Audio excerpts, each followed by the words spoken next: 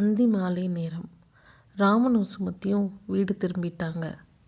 அம்மா அப்பாவை பார்த்த குழந்தைங்க அழுதுகிட்டே ஓடி வந்து அம்மா அப்பா கிட்ட ஜோதியை காணோன்னு சொன்னாங்க.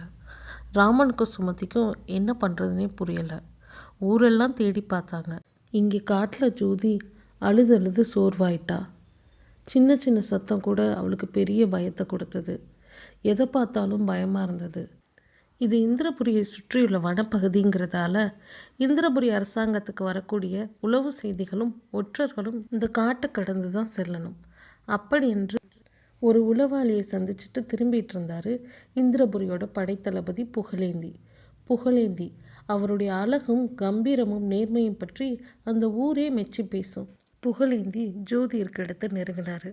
ஒரு குழந்தையின் அழுகுரலும் முனகல் சத்தமும் கேட்டதும் திடுக்கிட்டு அவரோட குதிரையை நிப்பாட்டினார். தன்னோட குதிரையிலேருந்து இறங்கி சுற்றி தேடி பார்த்தாரு. ஜோதி விம்மி விம்மி அழுதுகிட்டே இருந்தா. பார்க்குறதுக்கே பரிதாபமாக இருந்தது. குழந்தை ரொம்ப பயந்துருக்கான்றதை தெரிஞ்சுக்கிட்ட புகழேந்தி அவள் பக்கத்தில் ரொம்ப நிதானமாக போய் அவளை பார்த்து அன்போடு சிரித்தார்.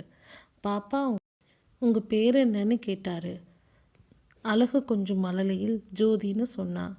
பயத்தில் அவரோட கையை இறுக்கி பிடிச்சிக்கிட்டா. அவரும் அவளை அன்போடு தூக்கிக்கிட்டாரு. காட்டுப்பகுதி இருள தொடங்கியது.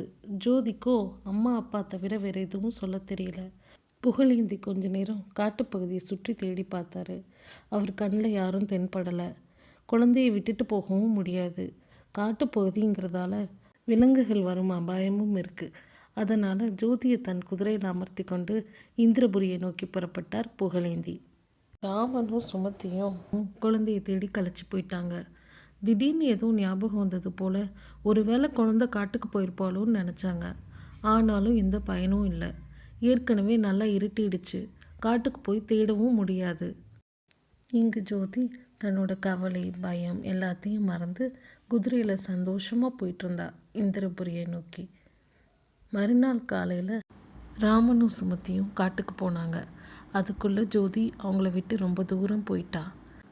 காட்டில் எந்த தடயமும் கிடைக்காததால் குழந்தைக்கு எந்த ஆபத்தும் வந்திருக்காதுன்னு நம்பினாங்க.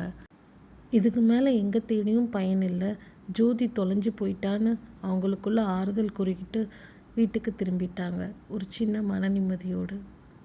இந்திரபுரிக்கு போன ஜோதி என்ன ஆனா, புகழேந்தி குழந்தை என்ன பண்ணார், அடுத்த பகுதியில் சொல்கிறேன்.